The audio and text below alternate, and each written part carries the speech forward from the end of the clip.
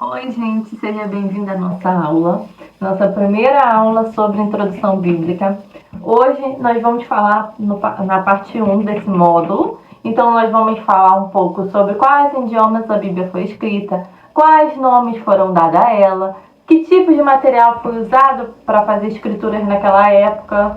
Vamos falar o porquê do Antigo e o porquê do Novo Testamento. Então, vamos falar hoje basicamente sobre esses assuntos. Toda vez que falarmos referente a alguma conclusão bíblica, nós vamos dar referência bíblica. Então esteja aí com a sua Bíblia agora nesse momento, para você também estar se guiando com as referências bíblicas, tá bom? Vamos começar a nossa aula, né? E a primeira coisa que nós vamos falar no tópico 1 é sobre o significado do Antigo Testamento e o significado do Novo Testamento. O que nós temos que entender com a palavra testamento é que ela vem do grego concerto, ou seja, pacto. E a Bíblia, ela exemplifica, explica que esse novo pacto foi feito por Deus através de Jesus Cristo. E nós temos referência bíblica para isso que nós vamos verificar agora. Hebreus 7:22 diz: de tanto melhor aliança, Jesus foi feito fiador. Isso aí exemplifica mais um momento que a Bíblia demonstra que foi feita uma nova aliança. Então, o Antigo Testamento é a antiga aliança e o Novo Testamento é após Jesus Cristo, que é a nova aliança. A nova aliança também é outro texto também que podemos ver, é 2 Coríntios 3, do 6 ao 14.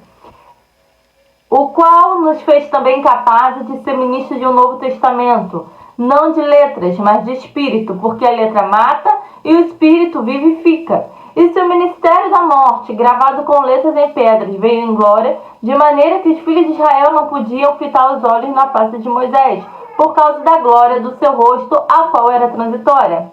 Como não será de maior glória o ministério do Espírito? Porque se o ministério da condenação foi glorioso, muito mais excelente em glória o ministério da justiça. Porque também o que foi glorificado nessa excelente glória. Porque se o que era transitório foi para a glória, muito mais a glória em que permanece.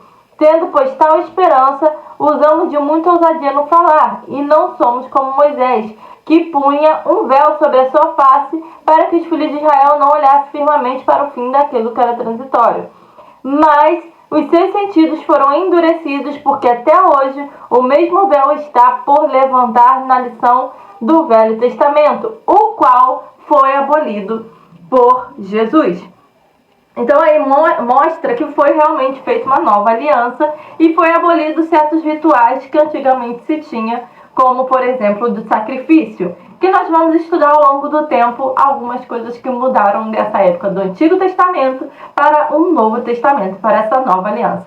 Então o nosso tópico 1, resumidamente, é para que a gente entenda o que é o Antigo e o que é o Novo Testamento. Então, resumindo o primeiro tópico, você entende agora que o Novo Testamento é uma nova aliança que foi vinda por Jesus Cristo e o Antigo Testamento era a aliança antiga que Deus tinha com o povo de Israel.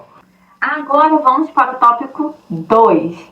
Bom, o tópico 2 ele vai falar sobre o material que eles usavam na época para fazer essas escrituras.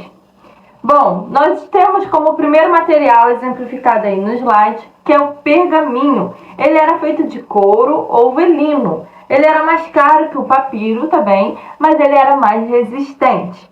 Temos também o papiro, que é uma planta aquática muito comum no Egito. Então ela tinha abundância na época do Egito. E eles usavam para fazer também com a textura que ficava parecendo com o nosso papel de hoje em dia. Também tinha o papel e tinta, que isso aí já era na era romana. A gente vai ver textos que exemplificam esses tipos de materiais, a existência desse tipo de material. Também temos madeira, que era usada também para fazer escritos, ou evidenciar algumas escrituras, né? O tijolo, a lâmina de ouro e as tábuas de pedra, que muita gente conhece as tábuas de pedra por causa dos 10 mandamentos. Então agora vamos ver cada versículo que exemplifica esse tipo de material utilizado. O primeiro versículo que nós vamos ver é referente ao uso do papiro. 2:3, que diz assim: não podendo, porém, mais escondê-lo, tomou uma arca de junco e revestiu com barro e betume, e pondo nela um menino, a pôs num barco junto à margem do rio. Evidencia a existência de papiro no Egito. Outro que nós temos também é o papel e a tinta. O papel e a tinta nós vamos verificar a existência dele em 2 João. 1:12 diz: tendo muitos para escrever-vos, não quis fazê-lo com papel e tinta, mas espero ir ter convosco e falar face a face, para que o nosso gozo seja cumprido. Então João diz aí que ele não queria fazer essa comunicação através de carta, papel e tinta, evidenciando o uso desse tipo de material. A outra evidência que nós temos é o uso de madeira. E nós vamos ver em Ezequiel 37:16, que diz assim: tu, pois, ao filho do homem, toma um pedaço de madeira e escreve nele. Então é mais um momento que é evidenciado um uso de material, que, como a gente está falando aqui, esse é da madeira, tá bom? Então é mais uma evidência do uso de mais um tipo de madeira. Outro uso de material que também temos evidência é o tijolo. O tijolo está em Ezequiel 4:1, que diz: tu, pois, ao filho do homem, toma um tijolo e pô-lo-á diante de ti e grava nele a cidade de Jerusalém. Então essa é mais uma evidência, de mais um uso de um material que é o tijolo. Outra evidência também de escritos é na lâmina de ouro, que nós vamos ver em Êxodo 28:13, que diz assim: e farás também engastes de ouro e 2 candeiazinhas de ouro puro. Agora nós vamos ver quais eram os nomes dados naquele período para as escrituras. Não existia a palavra Bíblia. A Bíblia, ela significa um conjunto de livros. E naquela época ainda não havia o conjunto de livros. Nós vamos estudar na aula 2 como é a divisão dos livros e vamos entender um pouco como foi formado e criado cada livro na sequência que nós temos hoje. Tá bem? Então vamos lá para os nomes que a Bíblia teve durante as escrituras, nos momentos que foram escritos, o nome que se dava à palavra de Deus, como nós temos hoje dito como Bíblia. O primeiro nome que nós vamos falar é a palavra de Deus. A palavra de Deus está evidenciada em Hebreus 4:12. O outro nome que nós vamos falar também é a Escritura de Deus, que está evidenciada em Êxodo 32:16. Outro nome utilizado também é as Sagradas Letras, que foi utilizado em 2 Timóteo 3:15. Outro nome também que foi utilizado é a lei. Ela foi usada em Mateus 12:5. Outro nome que também foi usado é a Escritura da Verdade, que está em Daniel 10:21. E por último, é a palavra da vida, que está escrito em Atos 7:38. Isso tudo era para referenciar naquele momento as palavras que o Senhor revelara através dos profetas para o povo.